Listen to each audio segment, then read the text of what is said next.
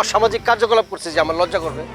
শোনেন, আপনার যদি এতই সন্দেহ হয়, বিএমএ পাশ করা যদি কোনো স্টুডেন্ট থাকে, কোনো মেধাবী ছাত্র থাকে, তাদেরকে আসতে বলেন, আমার সাথে পড়ালেখা নিয়ে আর তর্ক করুক, জিজ্ঞাসা করুক। আপনি থাকেন, তখন আপনি প্রমাণ করতে পারবেন যে আমি আন্ডার মেট্রিক পদবি দিয়া শিক্ষিত জ্ঞানী, নাকি ওরা শিক্ষিত জ্ঞানী, ওরা পাশ করে জ্ঞানী না শিক্ষিত, নাকি আমি পাশ করে শিক্ষিত না জ্ঞানী, এটা আপনি বুঝতে পারবেন।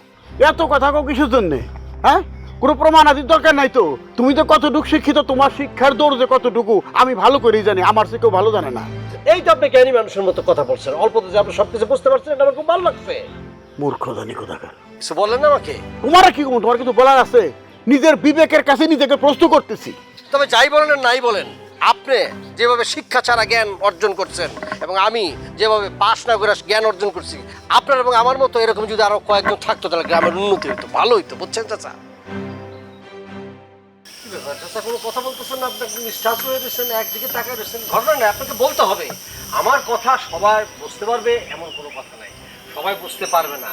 হয়তো বা অনেকের মাথার উপর দিয়ে যাবে, আপনার হয়তো বা মাথার উপর দিয়ে গিয়ে লক হয়ে গেছেন।